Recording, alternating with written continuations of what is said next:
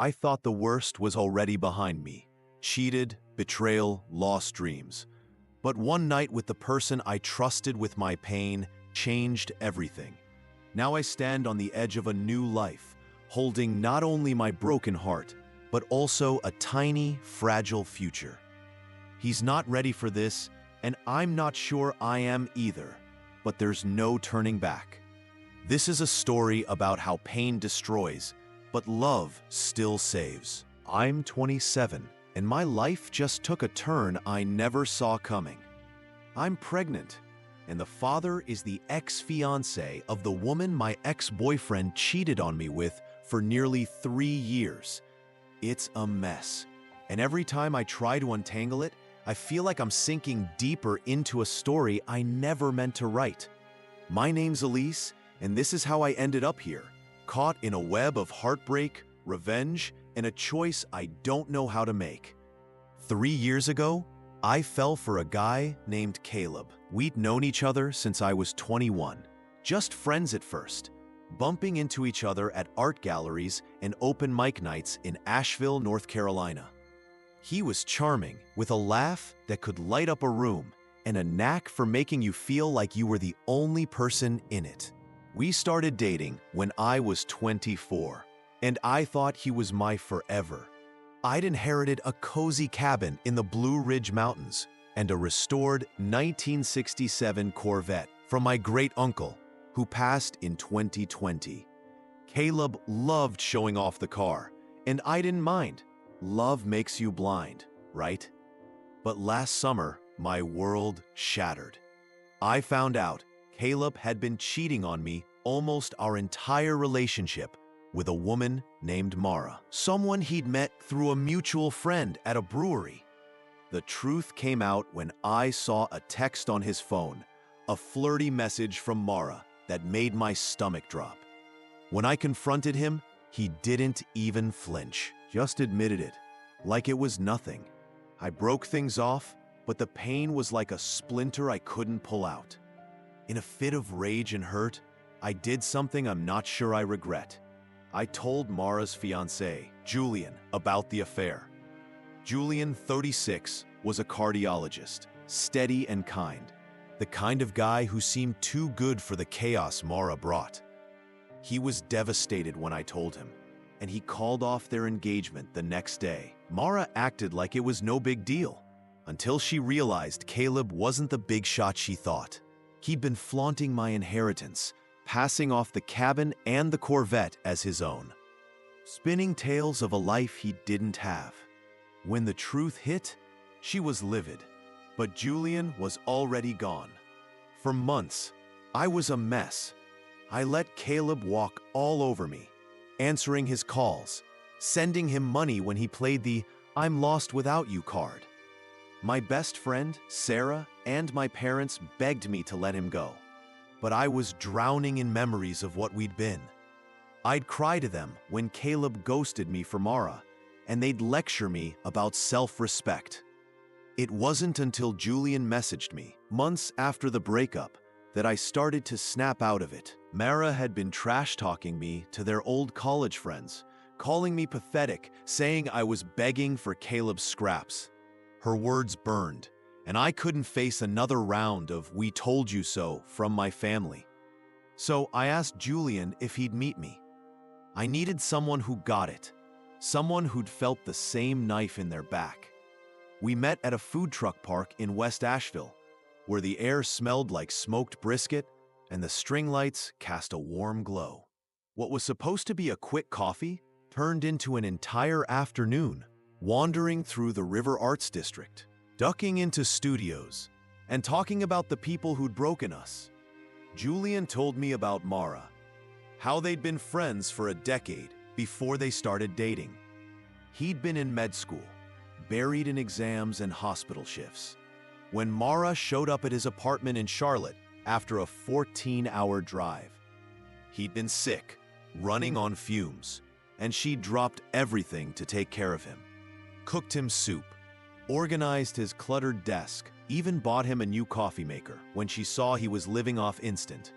"I'd never felt so cared for," he said, staring at the river as we walked. I thought, if this isn't love, what is? But Mara had been stalling on wedding plans, telling friends she wasn't sure about Julian, all while sneaking around with Caleb for 2 years. When I told Julian about the affair, it was like I'd flipped a switch. He said everything clicked. Her distance, her excuses. He thanked me, but I could see the weight of it in his eyes, like he was replaying every moment, wondering what he'd missed. I felt like a villain, like I'd stolen his happy ending, even though I wasn't the one who'd lied. We kept in touch after that, texting every few weeks, meeting for burgers or a hike when we could. It was never romantic, just two people leaning on each other, comparing scars. But then Caleb and Mara got back together. She'd sweet-talked him into giving her another chance, and he cut me off completely, saying he needed a fresh start. I spiraled again, retreating into myself. Therapy became my lifeline, and by November, I was starting to feel like me again, ready to maybe, just maybe, try dating. Then, right after New Year's, Julian called me, his voice raw. He asked if I could meet, and I didn't hesitate. I drove to his condo in downtown Asheville, a sleek place with exposed brick and a view of the mountains. He was unraveling, pacing as he told me what happened. At his family's Christmas party, held at their sprawling vineyard in the Yadkin Valley, he'd caught Mara and Caleb together. She'd snuck Caleb into the guest cottage during the party, thinking no one would notice. Julian had spent 20 minutes looking for her, weaving through cousins and aunts, only to find them in the cottage, half-dressed.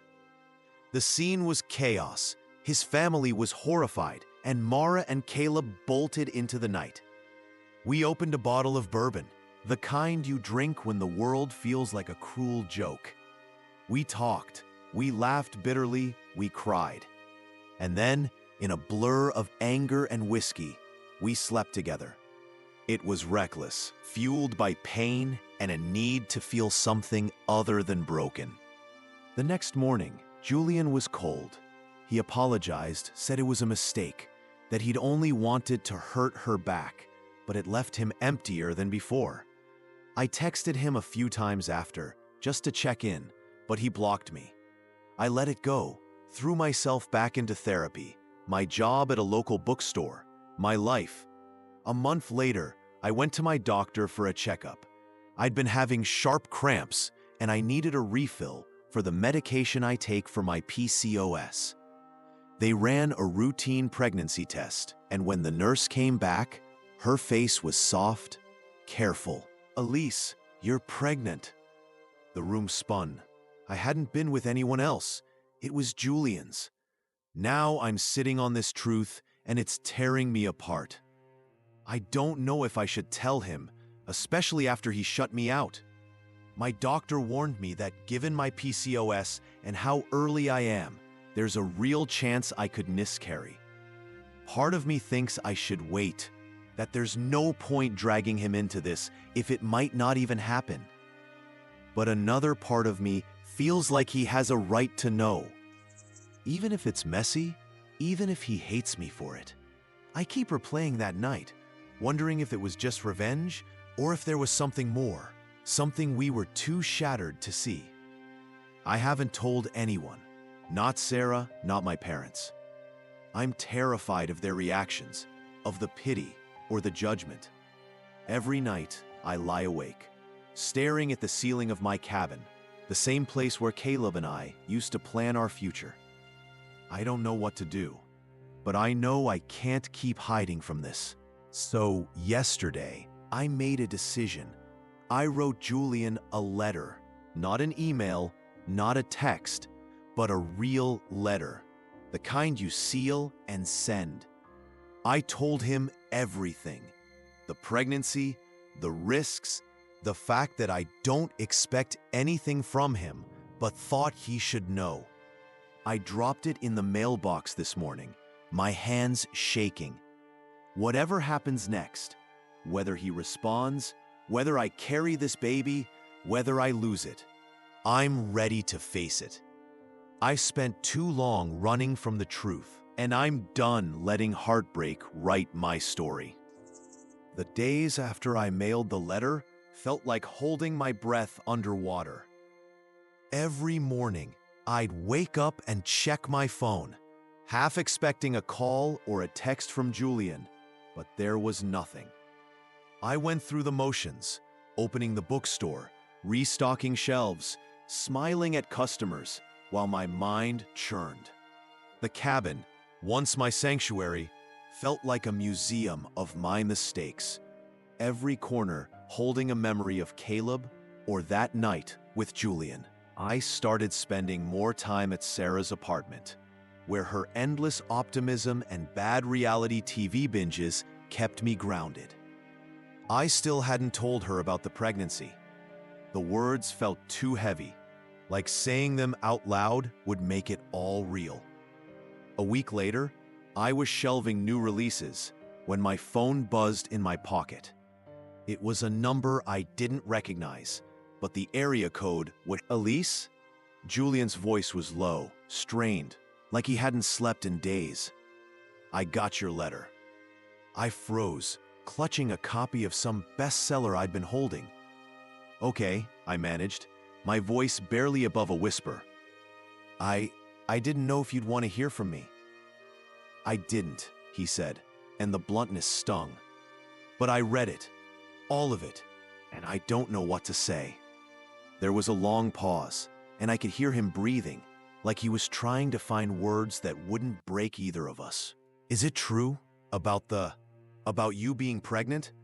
Yes, I said, my throat tight. I found out a month ago. I didn't tell you right away because I didn't know if I should. With my condition, it might not even... I stopped, unable to say the word miscarry. I just thought you deserved to know. Another silence stretched between us, heavy and sharp. I need time, he said finally. This is a lot. I'm not saying I don't believe you, but I need to process it. Can we talk in person? Not now, but soon? I nodded, even though he couldn't see me. Yeah, whenever you're ready. He didn't say goodbye, just hung up, and I stood there, staring at the phone, feeling like I'd just run a marathon. Part of me was relieved. He hadn't yelled, hadn't called me a liar. But the other part was terrified. What did process mean? Did he want to be involved? Did I even want him to be? That night, I finally told Sarah. We were sprawled on her couch, a half-eaten pizza between us, when I blurted it out. I'm pregnant. Her eyes widened, and for once, she was speechless. I told her everything. The night with Julian, the letter, the call. She listened, her usual chatter replaced by a quiet intensity. When I finished, she hugged me so tight I could barely breathe. You're not alone in this, she said. Whatever happens, I've got you. For the first time in weeks, I cried, not out of fear, but because I wasn't carrying it all by myself anymore. 2 weeks later, Julian texted me, asking to meet at a cafe in Biltmore Village. I arrived early, my stomach in knots, and ordered a decaf latte I barely touched. When he walked in, he looked different, thinner, his eyes shadowed, like he'd been fighting a war inside himself. He sat across from me, folding his hands on the table. I've been thinking about what you said, he started, his voice steady but guarded. About the risks, about everything. I don't know what I'm supposed to feel, Elise. I'm angry, not at you, but at how this all happened. That night was a mistake, but this... He gestured vaguely, like he couldn't name it.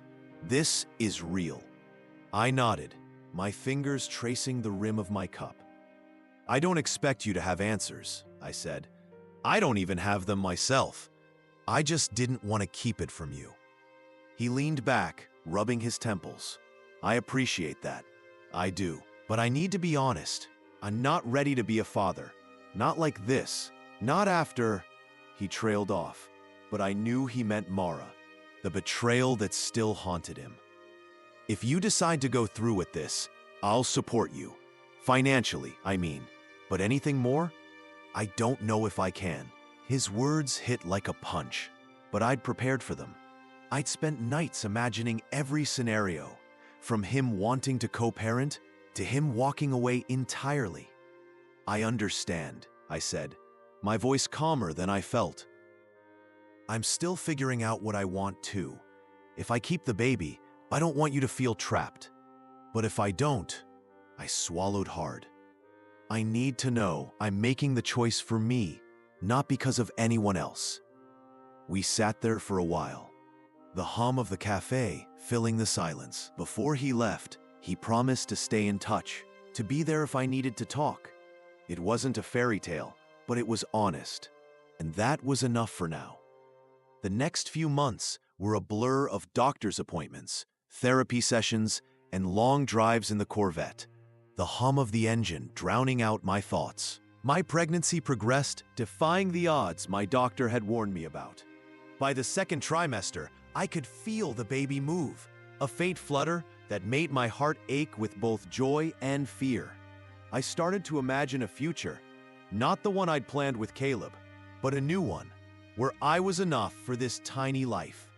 Sarah threw me a small baby shower at the cabin, just her, my parents, and a few bookstore co-workers.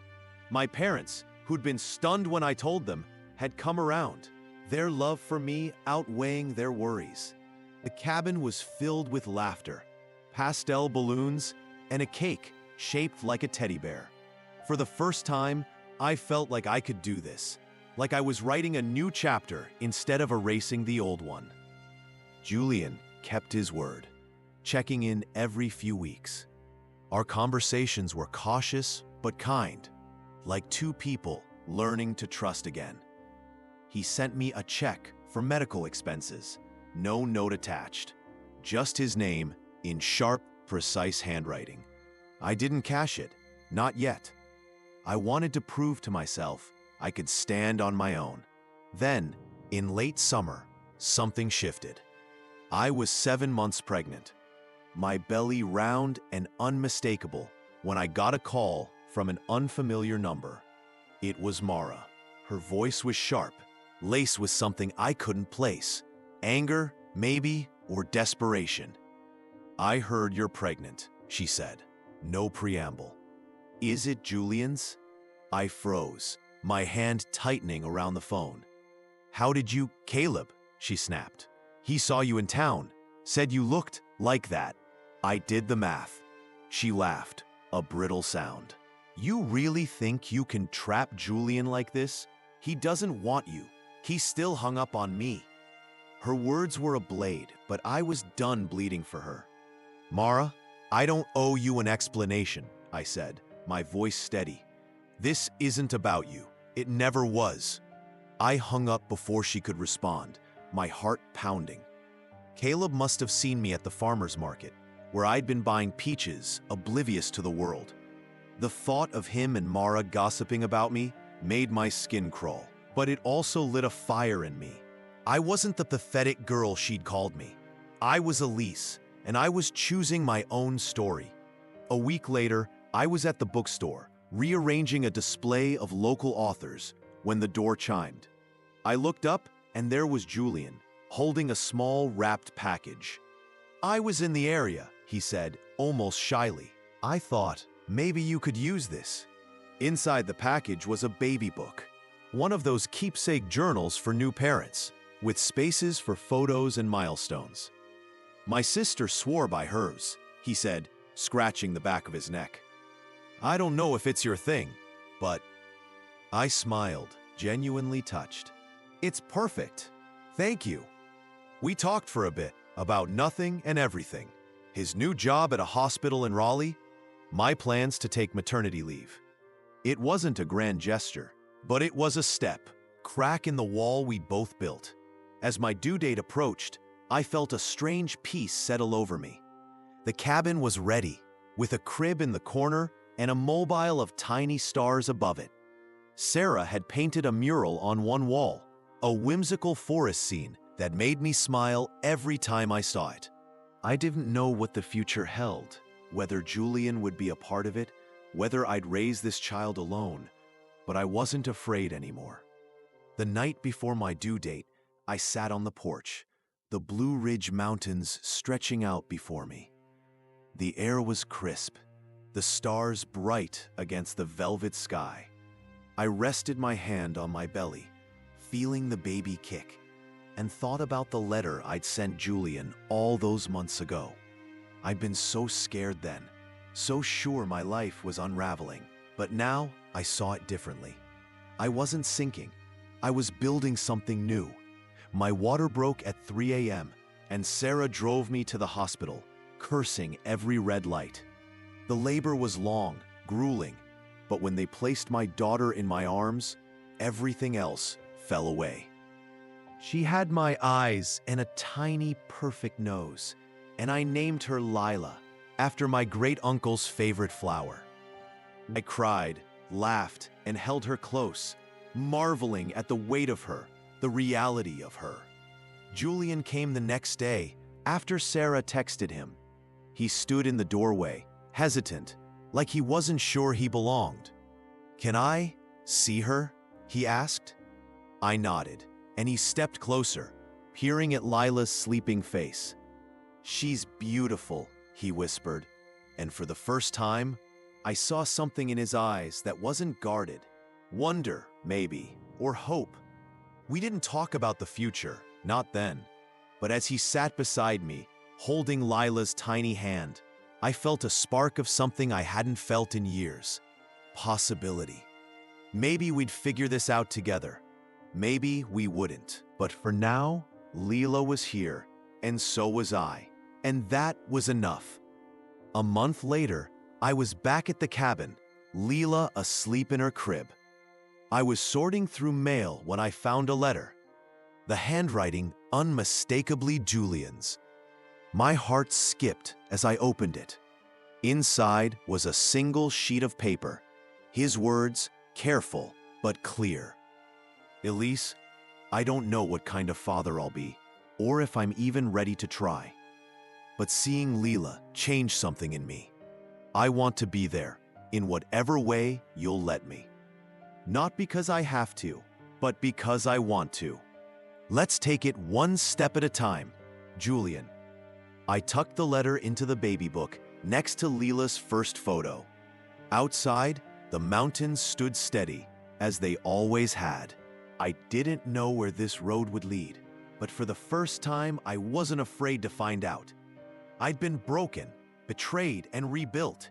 And now, with Lila in my arms and Julian's letter in my heart, I was ready to write the next chapter.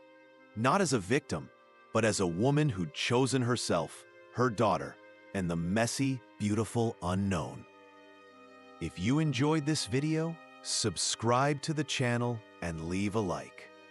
It really motivates me to keep going and create more stories like this for you.